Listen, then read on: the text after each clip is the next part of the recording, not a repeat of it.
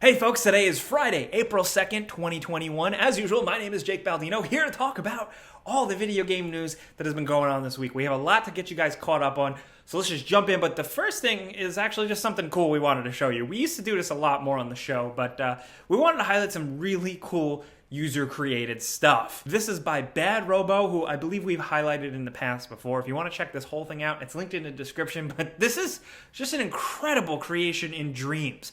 Dreams so far has been the gift that keeps on giving. We keep bringing it up. This PlayStation 4 game, this creative tool set is capable of amazing things, especially in the hands of really talented people like this guy here. This is titled just Waterfall City, made in Dreams PS5, and it is I can't believe somebody made this. This is nuts. I don't want to sound like a broken record. I've had on this in the past on the show quite a bit, but there is like no limit to the power of video game fandom and like what dedicated people will do when they really love something. And this is a excellent example of that, so we wanted to share. One other cool thing, if we're talking cool game visuals, we're not affiliated with them or anything, but these indie developers have a Kickstarter for a game called Vocabulantis. This is from a studio in Denmark, and the adventure game they are making is essentially stop motion. It is absolutely incredible. Just check out some of this breakdown.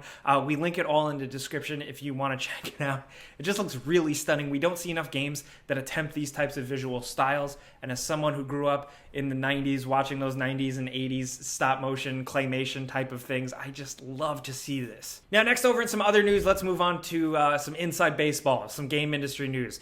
Some literal baseball with MLB The Show 21 officially as of this morning being confirmed to be an Xbox GamePass game day one, which just is like whatever, sports game on a thing, who cares? But when you think about the significance, the MLB The Show previously was very much a Sony exclusive game. Now that is no longer the case, and it's going to be available on Game Pass day one. So it's just a pretty big move, another big move for Game Pass, as we've been talking about. The things that they've been piling on lately have been pretty nuts. It's kind of insane. This is, of course, like the Game Pass stuff is getting better, while the games with gold stuff is definitely going down. But since we talk about all platforms here, also worth highlighting some good gets for PlayStation Plus this month. Days Gone is going to be on it, which is still a very big title. Yay, motorcycles. But also for PS5, Oddworld Soulstorm, which is releasing in April and doesn't get enough love. It's really cool. Lorne Lanning, the creator, is really cool. I've seen this game kind of from the genesis of it till now. It's finally releasing. It's crazy ambitious, and it's cool that people with PlayStation Plus will just be able to get access to it right away. I feel like this is more of what the show is becoming now, just talking about like, this thing's available on this platform, this is on Epic Game Store, this is on here now, this is streaming here. Like it's getting crazy, just the amount of offer in all different places for players. The all-digital future is a sketchy one, but at least there's more things to play. I don't know. I am very curious to hear what you guys think, though, in terms of just the offerings, the moves Xbox is making, the moves PlayStation is making, maybe no like console war stuff, but like which has intrigued your dollar more. Also, in a quick bit of bummer news, another game delay. This time it's the Lego Star Wars Skywalker saga, which actually looked pretty awesome and has been delayed. They have now come out and said that it has missed its release window. They're pushing it further. All things considered to them, this seemed like an ambitious project encompassing all of the Star Wars games, but in like a new playable format, so I'm willing to wait. I feel like the Lego Star Wars memes will keep me alive until then, but hey. So it's not coming spring. They said they'll update us soon, but it joins a list of lots of games getting delayed. We should honestly start keeping track now, because I've said that a lot have been coming, and I was kind of right. So hey, let's see where this goes. Let's see what's next. Also, in case you missed it, some CD Projekt Red news. They released a Cyberpunk Patch 1.2, which is a lot of bug fixes and seemingly a couple of visual tweaks. We did a video on it earlier this week. We all kind of dove in, gave our impressions. If you want to check that out, that's linked in the description down below with everything else we talk about. But I don't think it's the end-all be-all fix. I think they have a long road ahead, but I'm happy that they are putting the work in. Also, in other CD Projekt Red news, it's worth mentioning that they just confirmed and reiterated that a next-generation version of The Witcher 3, kind of like an updated version, is going to be releasing on PC, PS5, and Xbox Series X and S in the second half of 2021. So if you still haven't played The Witcher, that might be your opportunity. We can curse now on YouTube, apparently. Can we? Yeah, it's like a thing, like you can curse without getting demonetized, apparently, so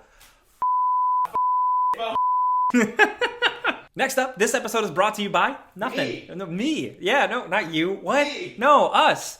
Thank you guys for watching. No sponsor or anything like that this week, but thank you for watching them. Thank you for clicking. Thank you for watching all of our videos. We genuinely appreciate you, not in like a pandering way, but thank you for watching and putting food on our table, for real. Now some trailers and some fun videos that maybe you should check out this week. It's all linked in the description down below. The first thing is somebody who uploaded their gameplay of essentially the modded-in version of the Suez Canal boat incident in Flight Simulator. He's flying over the Suez Canal with the boat. Block it. It's really funny. I mean, it's not funny. It's a very serious situation, but I mean, not really. Like, can I say that? Like, nobody died, right? So it's funny. Boat stuck. Also very important, linking a trailer for a game called Narita Boy, which has been in development for a long time. It's like a kind of action platformer, old school style, 80s synthwave type game. I know there's a lot of those, but this one seems really special, and I'm looking forward to diving into this weekend. So far, people who have played it have been really digging it, so I figured at least just link the trailer here. It's on pretty much all the platforms. We have also linked yet another No Man's Sky update trailer. This is the newest content update, No Man's Sky Expeditions. This is crazy. This game, I've been saying it, it's a gift that keeps on giving. At this point, I'm really glad they turned things around. And this is a big one, but I'm really looking like, what else can they do? Like, what could possibly come after this? Also, something I'm very excited about, but I only watch snippets of it because I don't want to be spoiled, even though it's brief. IGN got exclusive new gameplay for Resident Evil Village. And interestingly enough, this gameplay is PS4 Pro, which is nice to see from Capcom. Everybody's kind of just focusing like PS5 gameplay, Xbox Series X, PC gameplay. It's nice to see the previous gen version running normally and looking damn great. Also, this game looks sweet. It is still very much my most anticipated game for this year. I can't freaking wait. Big lady. Love it. But speaking of big ladies, GameStop is in the news for selling PC gaming hardware, believe it or not. The website, their digital storefront has rolled out selling GPUs. And as you can expect, didn't really work out so well. There aren't any to sell.